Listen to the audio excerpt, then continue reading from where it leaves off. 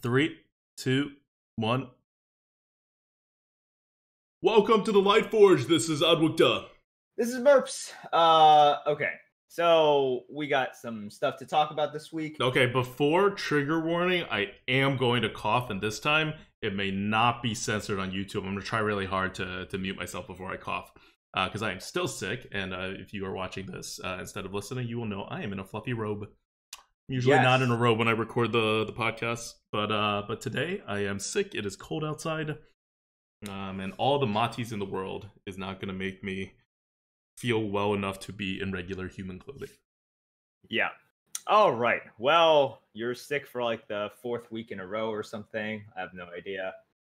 There we go. There's the coughing. All right. First, let's talk about one of the big things that was revealed this week, which is a Twitch-sponsored competition or tournament. Frodan released the details of it. It's called Twitch Rivals, the Hearthstone Gold Rush Challenge.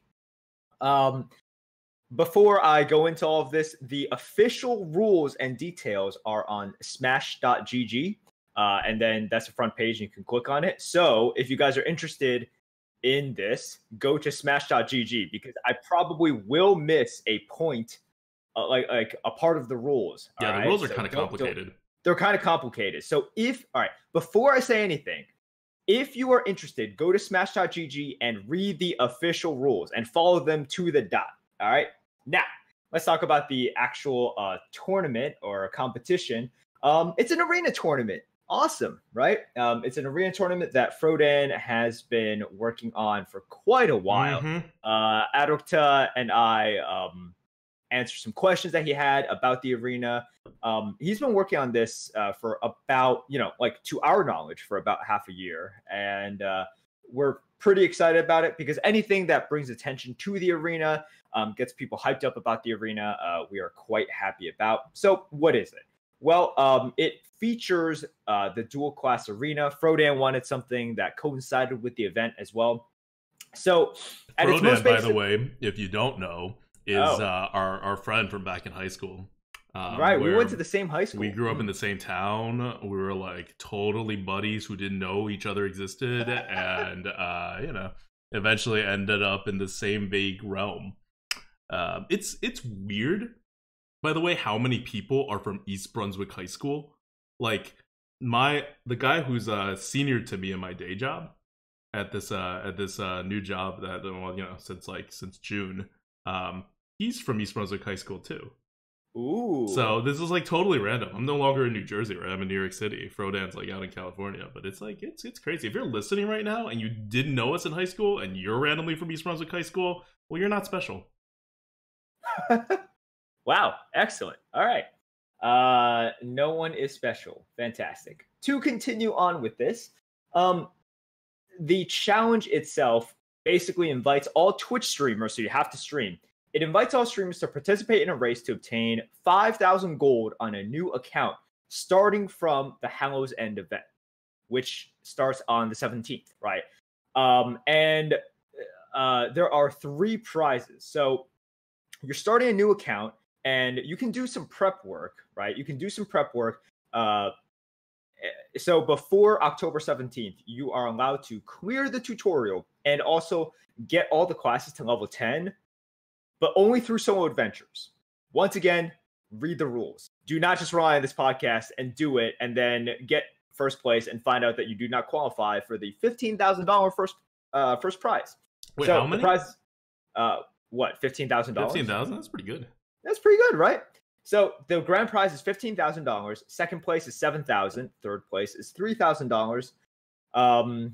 Right. So I estimate that this thing will probably take someone a good week of streaming, right? Like probably a decent week of streaming with them focusing on this as their, as kind of the main event of their day. And night. And dreams. Night. Right. So, while it is exciting, if any of you guys are taking on this challenge, first of all, it will be very challenging. It will be a grind, right? It will definitely be very skill intensive. And I think of this as kind of like an ultra marathon, right? Where it's just not only about who plays the best, it's who schedules the best as well. Wait, so what's the goal of this thing? The goal is to obtain 5,000 gold on a new account. Ah, okay. So that's the challenge. You just got to get to 5,000 gold. You know, and as Infinite Arena players, it's like super easy, right? I get an extra 5,000 gold every like expansion. So clearly, like someone, and like I literally play like 3 arenas a week on my main account. So, you know, 3. Super easy, right? And that's a week. And there's like how many weeks in an expansion? Like maybe like 16. Yeah. So, yeah.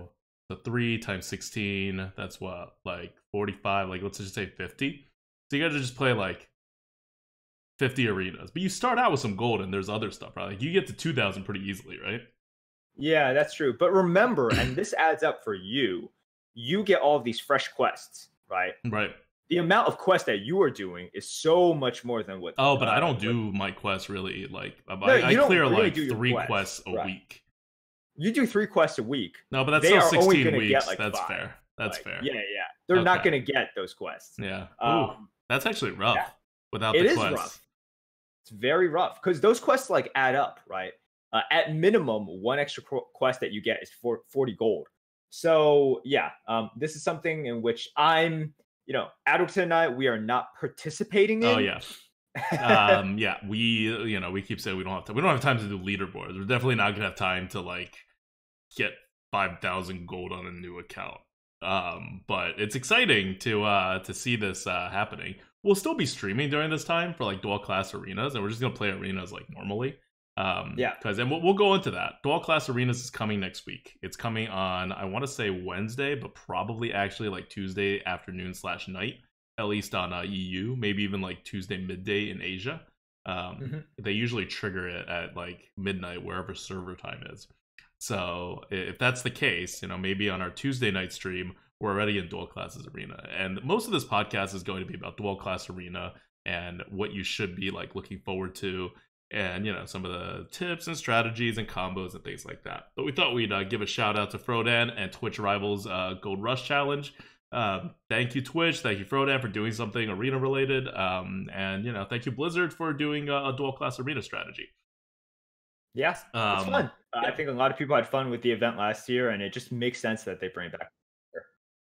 Yeah, and for our little contribution to this, just like we did last year, we are going to update the tier list again, and it will feature all 82 classes, or I guess not 82, it's actually like what? Like 73. All 73 classes will be on the tier list, and they will be adjusted specifically for each of the classes. So yeah, it was an intense amount of work last time, and now we gotta like make sure the spellstones and stuff are in like the right places too. So it's been a decent amount of work, but the algorithm does most of it automatically, so it's not as much work as you might think. And we will, this will probably go live on Tuesday morning. We hope. It's still calculating. It takes a really long time. Like, it takes days now to calculate this freaking tier list when it comes to 72, like 3 classes. But it will be ready before even the Asia servers switch over to dual class arenas. And you guys can look at that and get your information there. Also,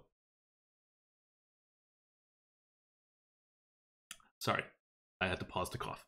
Also, one of the things that's happening, and I don't think any changes are actually going to happen, it's just going to be an announcement, but Blizzard like made a cryptic like post or tweet or something last week after our podcast, and we had an we had a Reddit post that got some attention on Giggling Inventor, right, and like where it was bucketed in the arena. Mike Denai responded and said they were looking into it, and then like the day after that, I don't know if it was like a related thing or if this was something that's always been planned and he just like didn't know about it, or he thought maybe arena was in a separate work stream bucketing wise than the main thing. But apparently Blizzard is going to make some balancing changes, and they're going to announce it tomorrow. We're recording this on Sunday, so whenever you're actually listening to this, if you're not listening to it live, these changes have probably already been announced. We don't know what these changes are, but given the movements or lack thereof in the bucketing system, that may have been like, rather than being like as weird as, I mean, it was always weird, right? There's so many weird bucketing things that go on. But maybe the Giggling Inventor one was actually like a preview of a Giggling Inventor nerf. Maybe. Even when you first angrily, kind of like frustratingly wrote your post, some people were like, maybe this is like the sort of the pre-announcement to a nerf, Yeah, right? so keep in mind, this comes less than 15 days after Blizzard wrote a blog entry explicitly saying that they have reviewed Giggling Inventor and think that it is okay in its current state for the meta and do not currently have any plans to do anything about it. That was within 15 they were keeping days. Their eye on it. Yeah. They like literally wrote a post to tell people, hey guys, we've been looking over stuff for like 2 months on Giggling Inventor, and we're satisfied with the state of the meta and the way things are. And then within 2 weeks, which I don't think anything really happened in those 2 weeks, they're all of a sudden like, oh, by the way, something's getting nerfed. And maybe we're just suspecting it's Giggling Inventor. It may not be Giggling Inventor at all. Yeah, who knows? Maybe we're getting a nerf to just something that people didn't think was like super problematic, right? But we see a decent amount in constructed, like Carnivorous Cube, right? For example, like they could just say, hey, Cube now has it's now like a 2/8 or something like that. I have no idea. But it could just be something from kind of left field that we didn't expect. So we'll see. And by the time you listen to this tomorrow, maybe the nerfs have already come out. But we are looking forward to it, and it might make the rebucketing look a little bit better, right? Yeah. Or it could solidify that the buckets make absolutely no sense. Or who knows, right? They could rebucket again with the Duel Arenas patch. Duel Classes Arenas patch. Because it's actually like an arena patch, you know? Could very well cause another rebucketing. And then, of course, use arena drafts, and we will gather the data, or arena drafts will gather the data and then tell us where they think the buckets are. And then we will put it on the Lightforge, and it'll be accessible to the community. So a lot of exciting things happening with the Lightforge this week when it comes to the tier list and things like that. But yeah, things are happening in the arena. So one of the good things I like about this dual class arena thing that's happening is that it will actually be only 2 weeks, unlike the last event, which was 3 weeks. Now, given this is significantly crazier than the prior event, right? Like, we know we've done dual classes arena last year. We know how it goes. It's not going to be balanced. Last year, they also spiked the class card rate. I don't know if they're going to do that again this year. But regardless, it was like a crazy, unpredictable RNG fest. Rogues were dominant for a lot of it because they had these cards. And they still have Shard, but that's the main one now. But they used to have, what was that card that reduced the cost of Peddler, Ethereal Peddler. Yeah. That just made any other, like, you combine Rogue with any other class, you take some Peddlers, and then all your stuff is free. Like, it's ridiculous. And who knows, there may be broken combos in this one, and we'll Merps will cover that in a bit. But I like that it's 2 weeks. That's a good amount of time. We said this in the Taverns of Time meta, and we're expecting the same here. Like, 2 weeks is a great amount of time. We're glad Blizzard went back to it instead of keeping this 3-week thing that they tried for the Taverns of Time. Yeah. All right. So, should we talk about the thing that everyone's looking forward to? Some dual class arena? Yeah. Go into the specifics. Dig deep, Merps. I basically told Merps beforehand. I was like, hey, you're responsible for all the weird combos. I'm sick. I'm gonna try to talk as little as possible and take it home. Well, so this is also because it's the fun aspect, right? It's like the non-serious part is the fun aspect, and Advocate is not about that. I have zero interest in fun. Like, this is what's going to happen when Gods Unchained gets released or goes into open beta or whatever, and people actually see like my card design. So if you don't know, we've announced this before at other places. I'm on a very small game design team for Gods Unchained, which actually it's going to be a pretty big project, I think, and it's going to be the first cryptocurrency blockchain game for that is a TCG, and all the cards are going to be tokenized, right? So you actually own them. But because it's such a small team, I was brought on to be like the lead balancer, right? Because I know how to balance games that our attacker chooses and all this. And it's just kind of morphed and morphed. And I've been kind of like expanding my role. And so at this point, I'm designing like half the cards, which is great because it means it'll be super balanced, I think. But it also means you'll really get to see what my definition of fun is. Because I'm not just designing for balance, right? A lot of things can be balanced. You'll also see what fun is. And we'll see. 3-4, so much fun. Just usually just a lot of Yetis. You know, I'm making a pitch. I'm trying to make a Yeti a legendary, a neutral legendary. They're not biting, but I got time. These meetings must be hilarious, frustrating on their end, but just hilarious to us. Okay, so let's talk about dual class arenas. And before we dig deep, I think we have to sort of tease out the mechanism of drafting for dual class arenas, in which we don't exactly know, or at least I don't know. And I searched it up a little bit, and I'm not sure, anyone really knows, because it's different from last year. So right now we have the bucket system, as you guys know. And if you don't know, then I guess this is your first Lightforge ever, because it's all we ever talk about. But with the bucket system, obviously we have, bucket 1, bucket 2, bucket 3, but we also have the top tier buckets and all of these other buckets offered at different rates according to the class. So this is one of the reasons that Hunter is really bad, right? And because Hunters got nerfed really hard in that their top buckets are not offered as often as, let's say, Warrior, which is like almost number one, like as of this podcast. So the question is, like, the first question is just going to be, what happens with this dual class arena? So in dual class arena, essentially what happens is you pick the first class and then you pick the hero power, right? And then you get a mixture of these two classes and a mixture of cards. But the kind of biggest question mark for me is, what happens to the offering rates, right? What happens when you combine Hunter with something like Warrior? Is it just the average of the two? That seems weird, and that seems complicated. Is it the first class that you pick? Is it the second class that you pick that dictates the odds of you getting offered specific buckets? Obviously, we know what happens when you get a choice in a bucket. I'm assuming they just combine those cards in. So for the top bucket, like, you have, if it's like Warrior Hunter, you have your choice of Super Collider with like Crackling Razor Maul, right? You have both of those and you get to choose. But what is the rate that bucket is offered to you? I don't think we're certain of that. And so, Adam, so what do you think is going to happen here? Like, do you agree that sort of like an average of the two is just probably not it, because that's a little bit too complicated? Okay, so they're not going to do the thing that they really should do is, like, let's say Rogue gets Eviscerate offered 0.5 per draft, and Warrior gets, I don't know, their top card, like a Gorehowl, offered like 1.5 per draft, right?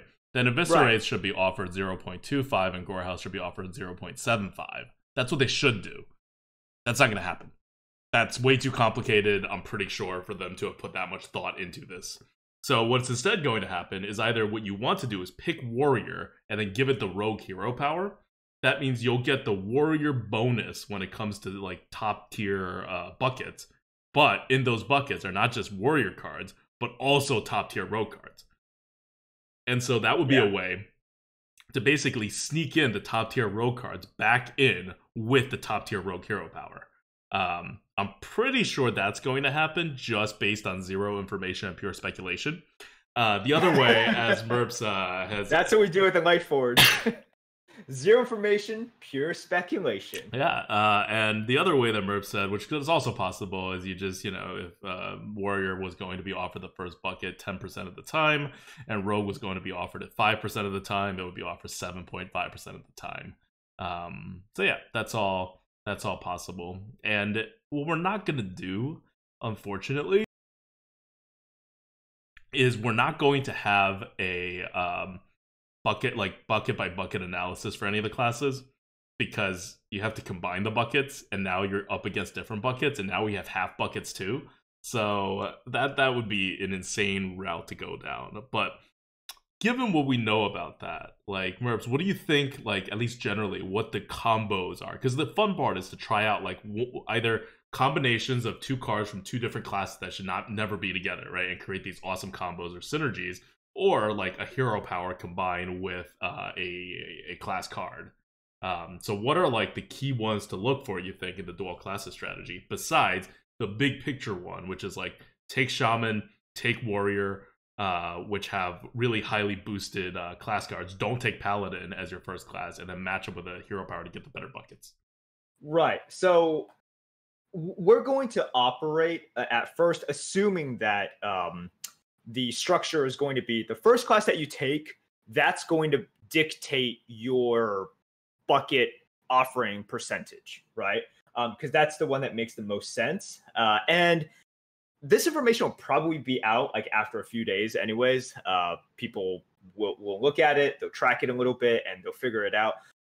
But we do want to give you sort of a leg up, right? Because for people who are going for leaderboards, guys, remember, it's now just top 30 runs during a month, no matter what. Goes through events, like in between events, like during events, whatever. It's just your best 30 runs. And for dual class arenas, it might be a very good time for you to get an extremely high average, right? It's something new players will be coming in. But anyways, let's talk about some strategy. So you already highlighted one of the really good pairings that I think is going to happen, which is pick warrior first and pick a class with a good hero power and also good cards, right? So warrior rogue, warrior warlock is going to be extremely powerful. Like we can talk about warrior rogue at first, in which one of the things that was holding warriors back just a little bit is their hero power, right? And it's not like the dead hero power it was in metas past. Now it's actually fairly, like you get some use out of it, right?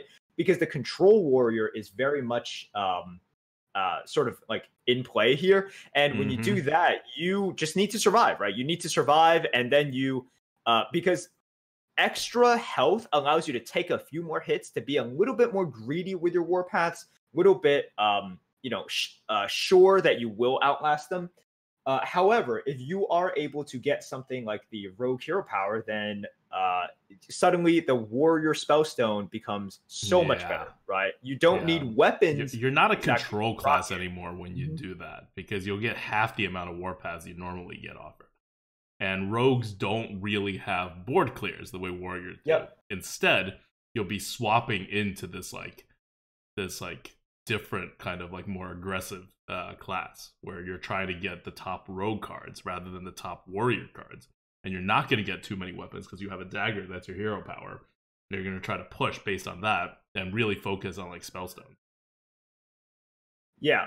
So no matter what, like if you are just asking sort of like what is a very, very good first pick, warrior seems to be extremely strong. So if we're assuming that the first pick dictates the offering rates, or even if it's a combination, right? Like, someone in the chat right now is saying it's actually based on the current offering rates are based on an algorithm that Blizzard has. So they take all the cards and they spit that out. Even if it's like that, then still you have warrior, heavily anchoring your offering rates towards the better buckets. So that's always going to be super strong over there. And with warrior as well, if you pick warrior warlock, then suddenly you turn the hero power into just a really, really late game control oriented. You win every single control battle, right? Because warlock also has all the control tools right now. So that is another super strong consideration. In general, because I just want to limit it to the warrior pick first. You can't really go wrong with warrior first, just because of the fact that they get offered so many good cards and so many control tools, but they also have the opportunity to go aggressive as well with all of the weapons and just with stuff like Frothing Berserker, right? Like we've all seen the Frothing Berserkers just suddenly become like a 12-4 or a 16-4 or something, just something absolutely ridiculous. Last year, the class that was not by itself super powerful before dual class arenas, but was just a beast when you picked it during dual class was Priest. Do you remember this? Like Yes. Priest was the pick because you combine it with other classes. Because Priest at that time had such strong cards, Potion of Madness, right? They had Potion of Madness. They had all the AoEs as well. But it still wasn't like the tippy top class because it was still a little bit awkward, right? For all the powerful cards that they had, it was a little bit like sort of boom or bust kind of thing. But when you paired it with more consistent classes and other classes that had a little bit earlier or better early game, or like some removals that the Priest didn't have, suddenly you just had this complete class that dominated everyone. So Priest last year was the class to pick the most, right? To like combine it with some other class. I don't know. I thought Rogue still was. Priest was a good. Rogue was really good. Rogue was really good, but Priest was sort of the one in which, like, if you wanted value, you pick Priest. It did really well, right? Yeah. Rogue is still going to be good, but I think Warrior is going to be this year's Priest, and even better so, right? I'm gonna because of all of the and keep in mind, and this is our card good bad Omega Assembly. That card's good at Warrior. Yeah. It's good at every class. And 1 second. That brings me to my pitch for a good combination. Shaman Warlock. You start with Shaman, and Shaman's biggest problem is always that it has no card draw. Right? Shaman has no card draw, especially for a control playstyle, because Manatite Totem was its only card draw, and it doesn't do anything. But Shaman has the heals, Warlock provides the card advantage, and they both have an insane amount of board clears, and really strong, really good board clears. And boom, you have a very complete class. And looking at Omega Agents, Warlock has always one of the more ridiculous cards in the meta, especially for the control game of what to do in the end game, right? Because you can get to the end game if you keep removing your opponents, but you still gotta win somehow. And Omega Agents is like a flip the board immediately kind of card. It is, yeah. So it seems as though for like general rules for the dual class arena, Warrior as a first class should be very strong. Warlock as your hero power is going to be really good. Rogue as your hero power is going to be really, really good. Some people are talking about Mage as a hero power. That's fine, right? It's like it's definitely okay. And in dual class arena, Priest as a hero power is really not that bad as well. Like if you're going for sort of a board centric late game style, Priest hero power can also be pretty good. But no matter what, for first or second class, I just can't really recommend Paladin. It's crazy, right? It's like, if we're talking about a class in which I just can't really recommend, it's going to be Paladin right now, just because of the bucket system. And unless you can bring Pally, like if you can sort of like pick Warrior first and then bring Pally along with it, that might be a possibility. But right now, there are such strong combinations that doesn't include Pally that you don't really have to do it, right? And as for Hunter, the second worst class right now, well, if you pick them as a hero power, but you pick another class first, you can definitely be don't ever aggressive. Pick Hunters the other way around. No. Please do not do that. I understand there is a Hunter's Mark synergy with like the Mage hero power. It's like a 1-card synergy. Like you can do better than that. Yeah. So what you want to do is pair up an aggressive class, like a class that already has tools for aggression, with the Hunter hero power, right? Some people were pointing out like Druid Hunter. I think that's decent. And part of the reason is, both of them have some beast synergies, right? Druid has 2 drops. Hunters don't have 2 drops right now. It's one of the things that I like. I did a little bit of an experiment last week where I played 5 Hunter runs in a row. We still did fine. We got 7.4 average, but if I were able to get twos consistently and not have to keep on going down in value and desperately taking twos every single time I see them, I think the average would have improved, right? Because I like really kind of like gimp my draft or the overall value of my draft by super reaching for those two drops. So Druid with their Savage Roars, with their removals, right? Naturalize in an aggressive deck is amazing. That's a great combo. And you can even do something like Rogue Hunter, right? They have appropriate like offensive tools. Warrior Hunter is interesting, but it's not as good as before. And it's not because Warrior is bad. It's just like they're so good that so many of their good cards are kind of control oriented. So you don't get the you kind of don't get to be as aggressive as you want to be with your choices, but still like pretty good. So as you can see with all these classes, like all of these classes are kind of in play. Even Hunter, it's just Paladin that is kind of left out here. I'm gonna go for the Mage Hunter combo, where you have the Hunter hero power to go face, and you have the Mage spells which go face, and then you have a bunch of secrets which you're gonna be taking a lot of because guess what secrets do? They go face. You have not just face, explosive trap, but also explosive runes, and then you have all these. You know, your secret synergies are just as good in either class. In fact, you're kind of doubling up because you know you have some good secret synergies, but they're a little like overrated in Hunter, right? Like your spells don't cost a lot to take, and that's kind of your only big one. You have one for your weapon, but it's not the best.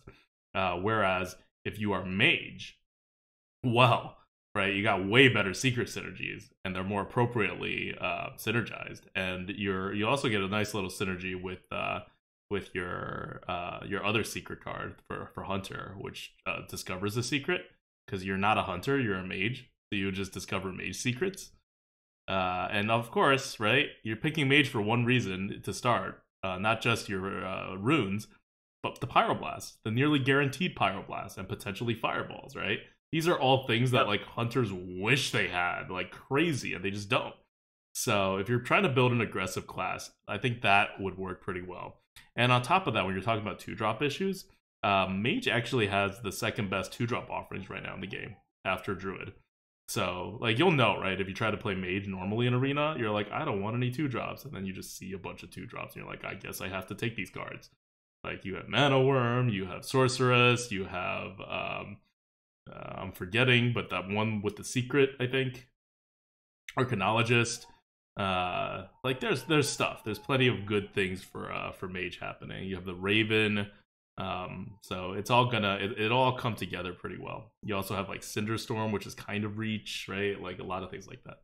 Yeah. So you know we've done a little bit of questioning and evaluation.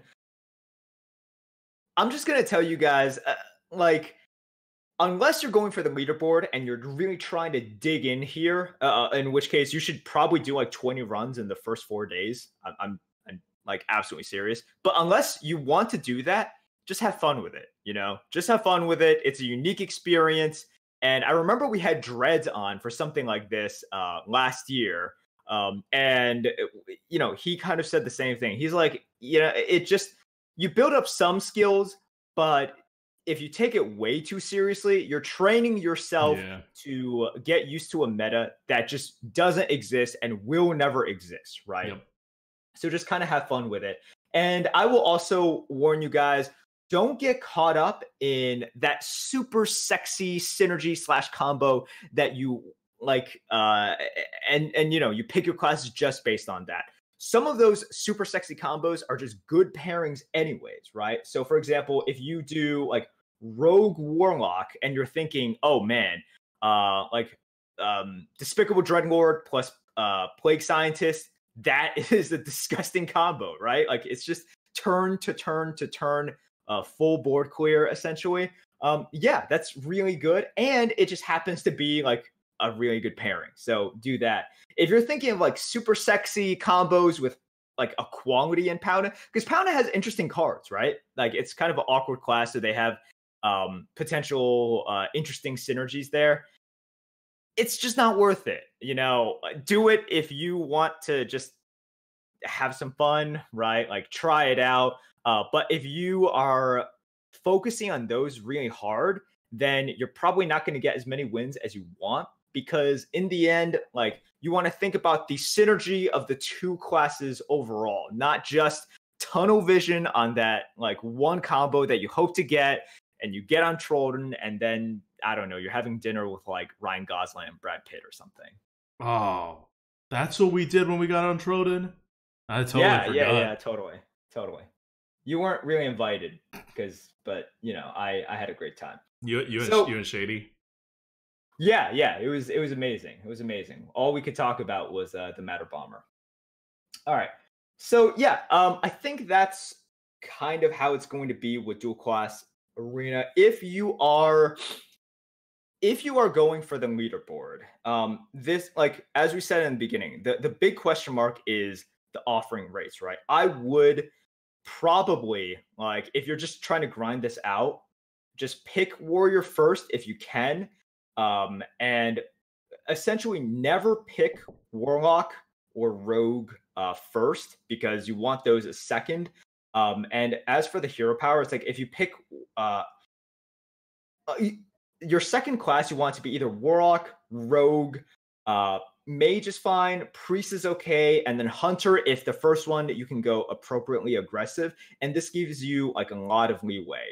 And by picking Warrior first as well, essentially what you do is you get rid of that hero power, right? So if you're trying to play the odds here, like Warrior first really should be the way to go, because it also takes out like one of the worst hero powers in the game and gives you some of the best cards and potentially some of the best offering rates. So if you're trying to like try hard this, that would be the strategy that I use, and just never pick Paladin. First or second, never pick Paladin. There you go. All right. Let's go on to a question from the GOAT before we hit Card Good Bad and end this. Okay. Question from the GOAT. What is it this week? Question from the GOAT is normally brought to us by our patrons. Patreon.com/GrinningGoat. Thank you guys so much. We will figure out the list and give a proper shout out next week. All right. So question from the GOAT. I was basically just asking, or I think we should just make it about the Dual Class Arena. What are you looking forward to in terms of like? Question from the GOAT. Did something happen last Sunday? What? Oh, or did nothing happen last Sunday? Are you going to ask me a question from the GOAT? I mean, if you guys don't remember, last Sunday we did not have a live Lightforge.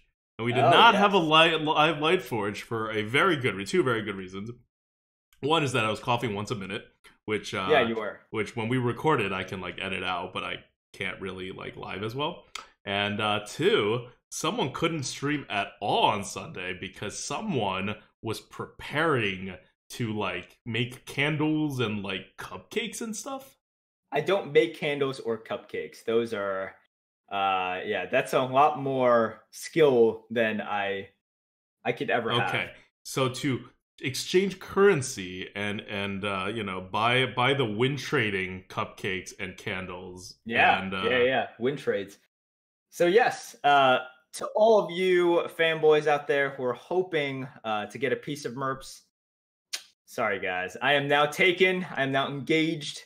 I am so Natasha and I are engaged. This is what last Sunday was spent doing. I can't believe it's been a week, as in it seems so much like longer than that. But that's what happened last week. And I don't know, it's your question from the GOAT. It's my question from the GOAT.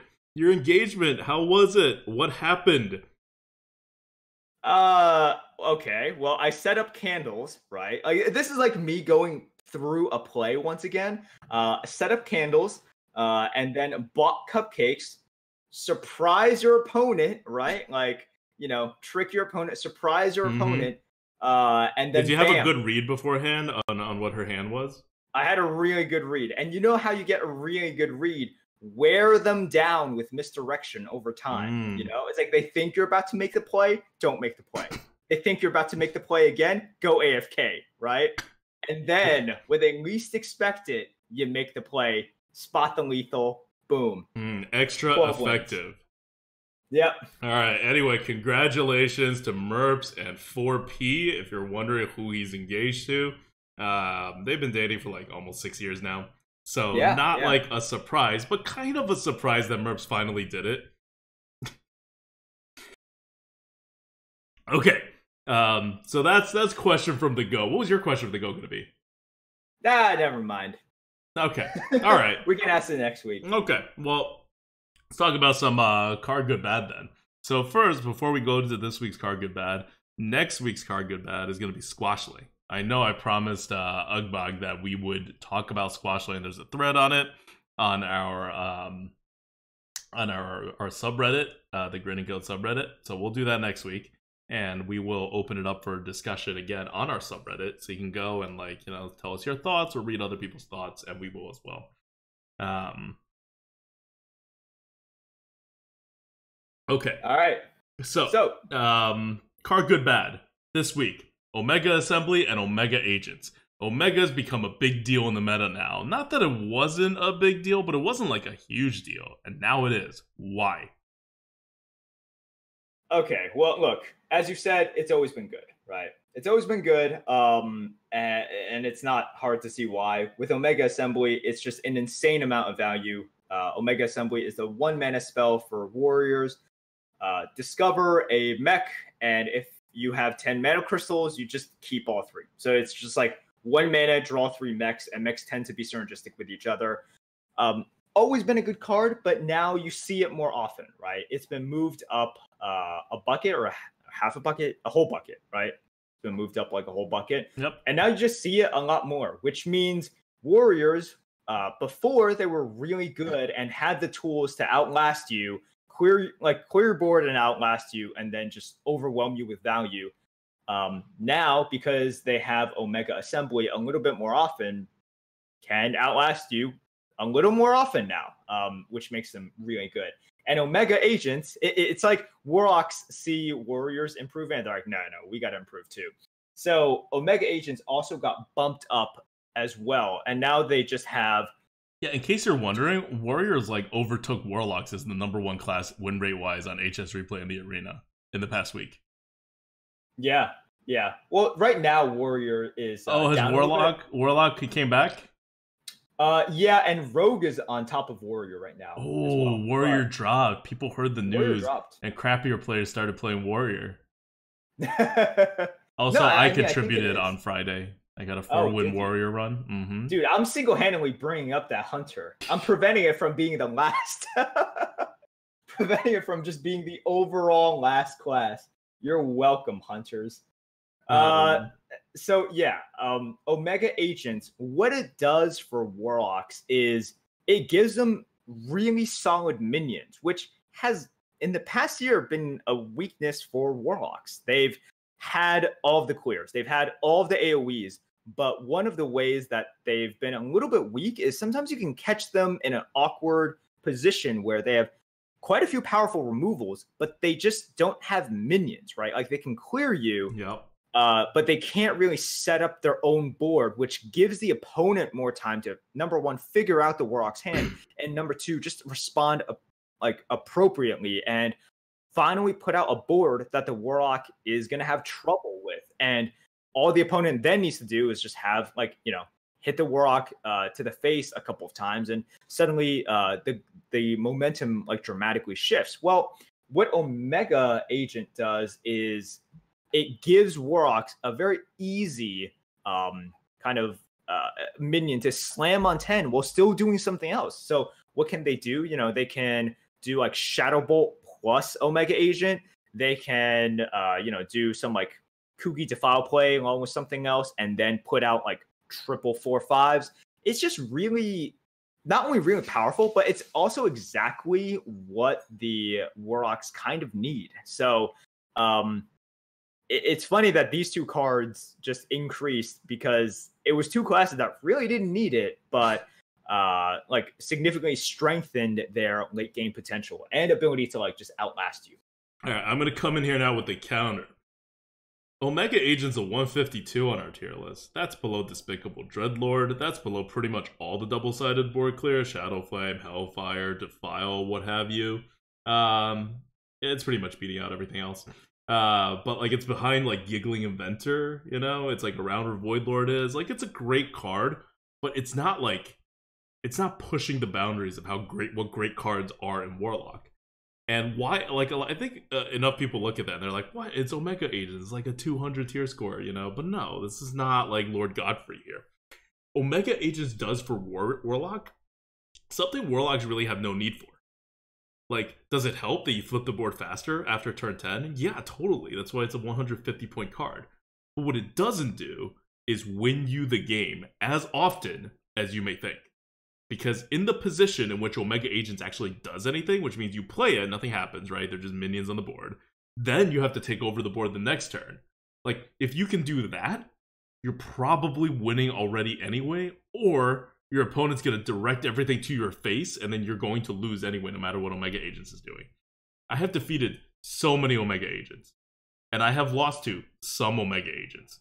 Omega Agents is a great card, but it does something that the Warlock was probably going to do anyway. It may take the Warlocks a couple more turns, give the opponent a few less turns to draw their outs, it may flip the board a turn or two quicker, but it's not actually going to change the entire game. Like, it just helps them do something a little bit faster. Which, again, right, 150, great score, right? It's a very good card. But for a card that is unplayable until turn 10, almost. Like, yeah. Omega Agents, that's a card in which it locks down a win that was probably going to happen, right? That's the thing. That's the real value of it. It locks down so in games that are very close, it sort of significantly turns it for the Warlock. And in games in which the Warlock is winning, it kind of just seals the deal completely. And that's worth a lot, right? Like, that's worth a lot. But as with some other cards, right, this is also a card in which if you just score the card based on how you felt about it, you might say it's like 250. Yeah. And I think some people would say it looks unfair. It's like, what, like 5 mana for like how many Yetis? It's 3 Yetis. 3 Yetis for 5 mana. That's crazy. But at the time that you can actually play it, you need more stuff. Like, this is great, but the opportunity cost of having this card and not being able to play it's a 10 mana card. Like, think about how often 9 mana cards get stuck in your hand, right? 10 mana cards get stuck even more. It's the Death Knight syndrome. It's the Death Knight kind of thing in which people will score it based on how often it hits for them, and they will predominantly like remember and favor those, as well as obviously only remember the times in which it was dropped by their opponent. Oh, and then they immediately proceeded to win, right? The very next turn. Right. But that happens because your opponent had the board, dropped an Omega Agent, and then destroyed you. But your Warlock with the board at that late stage of a game was probably going to win the game anyway. Right.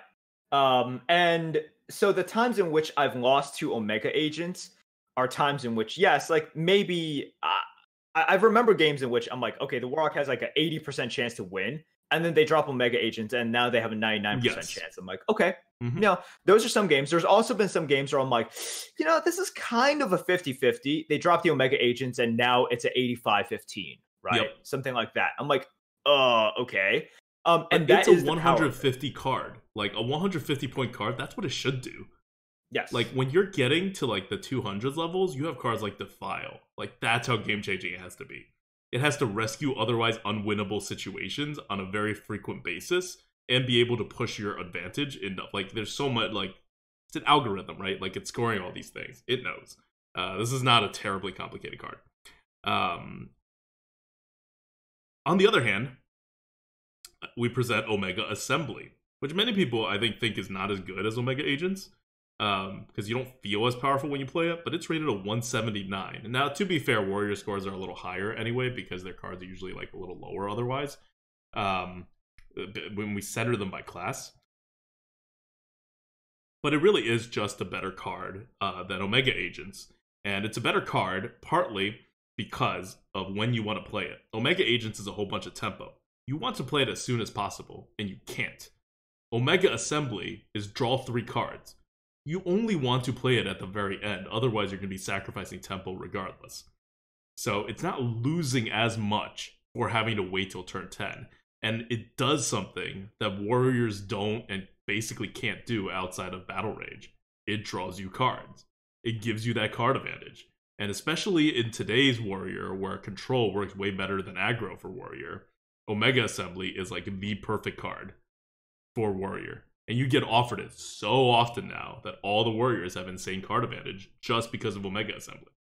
And that's something that it's worth more in terms of winning the game. Even if the times in which your opponent plays Omega Assembly and then wins in the next 2 turns based on the mechs that Omega Assembly gave is probably not that high.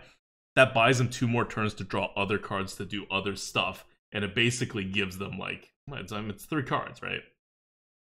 And the class can't do it otherwise. Yes. All right. Well, that's card good bad. They're both good, but Omega Assembly is better. And it's good to think about these things and how like what makes a card really like good when you're building a deck, as opposed to like just otherwise very good. And these cards are all underbucketed, so you're taking them every time, and they are really, really helpful to these 2 classes. So hopefully Blizzard will rebucket these. Anyway, that's I think that's it for the Lightforge.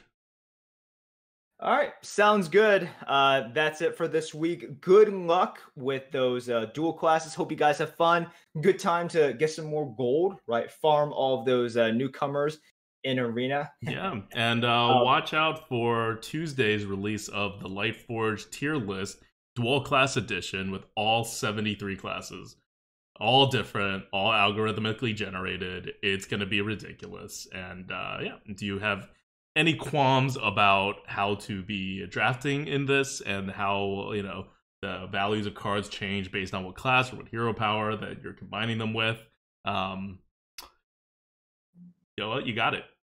That's what's coming out on Tuesday. So I guess until then, this is Adwicta. This is Merps. See you guys.